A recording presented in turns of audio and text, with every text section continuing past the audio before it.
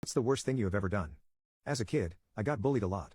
I was depressed and wanted to take my life at age 13, so I kind of hoped he'd end me. We'll call him Kyle. Kyle was probably mentally unbalanced. He was a skinny kid who wore half sleeves, had pinhole pupils, and messed up hair. Wiry dude, too. We had a big ox-like guy who didn't mind hurting kids, but wasn't self-motivated, so he usually did so at the bequest of others.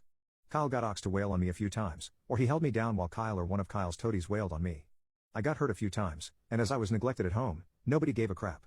I just learned to heal, avoid them, or hide until they went home. One day it occurred to me that Kyle never got me alone. I pointed this out to him. He told me he'd end me. I said he didn't have the brains or strength to do it alone.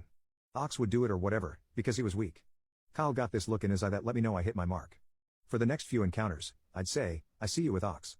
Does Ox know you won't fight me alone? Kyle acted like he didn't care at first, but I could tell it got to him. Kept telling me to shut up, and you're done if I ever get you alone. Even Ox started to lose his spirit, only half hurting me with this confused look on his face. You always do what Kyle asks you to do? You ever thought about hurting him? Ox didn't have answers for that, but it gave him pause. Soon, Ox stopped hanging around Kyle, and every time I saw Kyle, I'd say, alone, Kyle. Alone. And he got madder and madder. It was unhinging him. He started to look like he was going to seriously end me. But he was all talk, and I grew confident. Soon, just mouthing, alone. To him got him riled up. I'd also give him long stares at lunchtime, until he would start screaming at me, and when people looked back at me, I was looking out the window nonchalantly. At some point, he had been calling me gay. I finally asked him what that meant, and he didn't have a decent answer.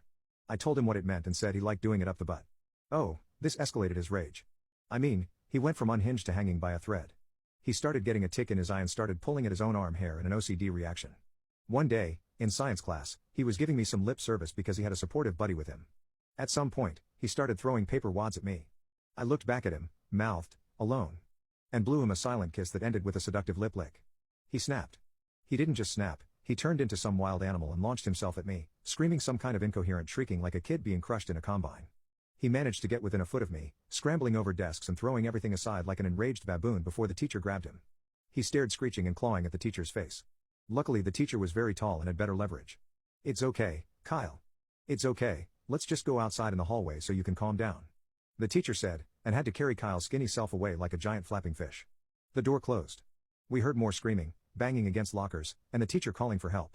We heard more voices. Some of them were saying, "Oh my God. Oh my God." A teacher came in, pale, and told us all to stay in our seats. She closed the door and witnessed the spectacle from the skinny door window. Once in a while, more incoherent shrieking.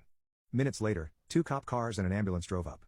All us kids looked out the window and saw some people cart Kyle away strapped down tightly to a gurney. He was now crying and wailing, like the tail end of a complete nervous breakdown. He was screaming, "I'm gonna end you, I swear, you better watch what is coming to you, watch your back you dimwit." But seemed to be shouting at no one in particular.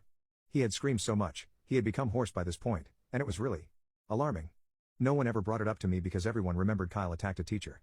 I never got asked about it as I was pretty anonymous at the time, and anyone who didn't know the backstory would have thought I was no more a victim than the other kids tossed aside as Kyle made his way towards me.